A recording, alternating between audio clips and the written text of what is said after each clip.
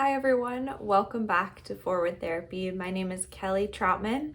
I'm a certified hand therapist, and in today's video, I want to talk through a few different ways of finding continuing education opportunities in hand therapy.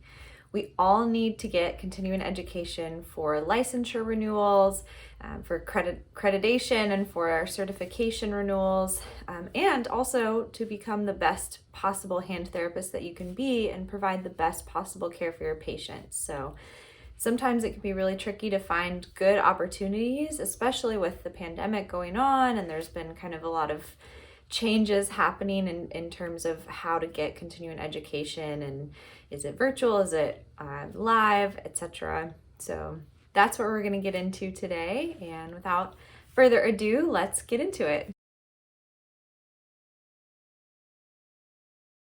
So one thing that I would highly recommend, and something that I tend to do for myself, is making a list of annual goals, or it doesn't have to be every year, but every few months or so, kind of sit down with yourself and think about what topics do you want to learn more about? What things do you want to get better at? That can really help you narrow down and fine tune or prioritize which continuing education opportunities you want to look for in the coming few months or in the coming year. That's something that I did last year. I wanted to learn more about wound care. It's something that I've always been really weak at. There just weren't a lot of opportunities for me at my previous job, and I always wanted to get better at it and feel more confident in that knowledge. And so I made that a priority for my continuing education last year. I tried to find some different webinars and lecture series and courses.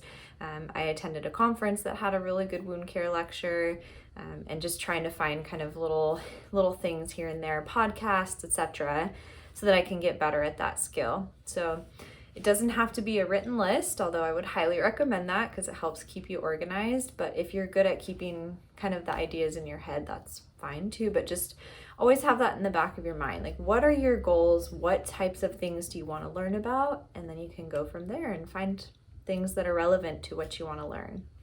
So how do we begin to find these continuing education opportunities for hand therapy? First tip that I have, make your email work for you. Okay, one of the easiest things that you can do, it's totally passive once you get it set up. So I get email blasts from several different hand therapy and surgery societies and organizations.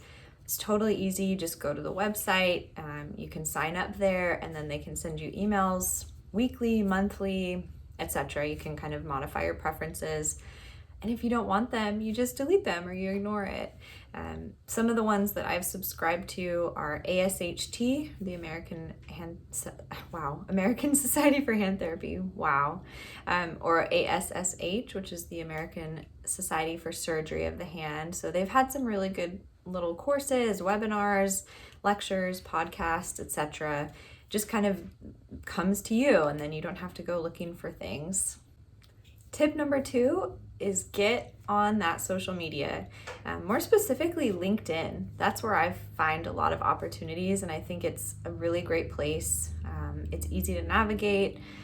The one complaint I have about it is that once you find something, if you don't save it, it's really hard to find again. So just keep that in mind. But every week or two, I'll spend about 5 or 10 minutes, and I'll just kind of scroll down my LinkedIn feed. I follow a lot of different hand surgeons, therapists, different rehab companies, etc. And there's always something on there. A lot of times there's free webinars too. Like, you'll come across something and it's free, which is really awesome because then you don't have to pay any money and you can still get some awesome education and learning in. So that's a huge resource, like somewhere that I would definitely, if you're not on LinkedIn or if you don't go on it very often, check it out once in a while. It's got some really good stuff on there for our field, and you can kind of find the network that you subscribe to the most, or kind of connect with people that you want to connect with, and then you can find some really good opportunities there. Tip number 3 check around locally in the area that you live in and see if there's a hand therapy association nearby. It may not be in the exact same state that you're in. I know that not every state has a hand therapy association, but check around you. In California in specific, we have a really pretty large organization that's run by this amazing group of volunteers, just amazing hand therapists, and a really cool community. We've grown a ton since the pandemic started because we've really moved to basically an all virtual format. So monthly meetings are virtual. You get continuing ed hours for those. And then we have actually an annual conference as well, which, little plug here, is coming up. So if anybody is interested in that, the Hand Therapy Association of California annual conference this year is all about nerves, nerve injuries, nerve surgeries, and rehab. We've got a huge, awesome list of amazing speakers and presentations. So if you're interested in that, I'm going to post the link in the description box below so you can check that out. But that's a huge resource. That's something that I really have enjoyed being part of, a hand therapy association, because you get to meet a lot of different therapists, you get exposure to a lot of different doctors and surgeons, and you start to feel like you're part of the bigger community of hand therapists in the US. So super cool, and definitely would recommend checking that out if you have a local chapter or a group of hand therapists that kind of get together and meet once in a while, or they host lectures. That's a really good resource for finding continuing education.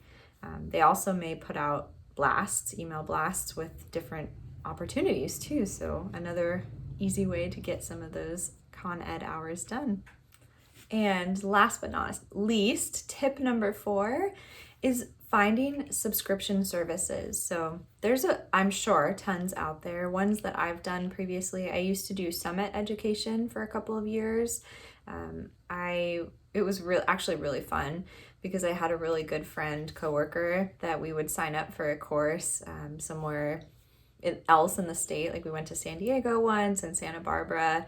And so we got to go for, a 6-hour course on the weekend, and we would drive down, hang out for the weekend, and then come back. And that used to be really fun. Got some pretty cool opportunities through Summit Education. So that's a good one if you're interested. The one that I have currently is actually through my new job, through work. They have a subscription to MedBridge, which, oh my gosh, amazing. Like, I cannot say enough good things about MedBridge.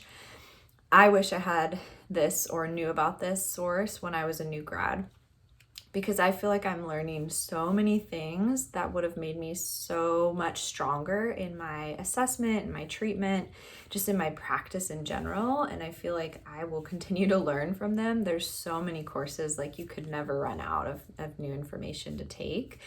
So I think MedBridge is a hugely awesome resource, whether you are a new hand therapist or you're a therapist that wants to kind of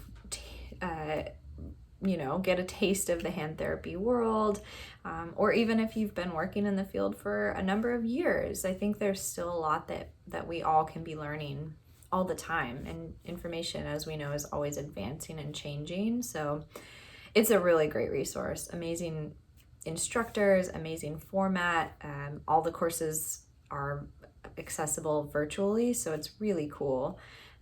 And so I cannot say enough good things about that. That is my number one way of getting continuing education right now, because it's just accessible through my workplace. So yeah, I think that is about it with that. So those are some beginner tips for finding some continuing education opportunities for hand therapy. I know there are probably a million more out there, but I just wanted to share some of the ones that I've had success with or that I've had experience with. If you know of any opportunities that are coming up, or if there's anything that you've done in the past that's been really helpful, please share it below, comment below. That would be amazing, so that we can all kind of find this really cool pool of resources to help make us better clinicians and better therapists. Thank you guys so much for watching this video. I hope you enjoyed it, and let me know in the comments if you did. Give it a thumbs up if you enjoyed, and don't forget to subscribe, and enjoy your day.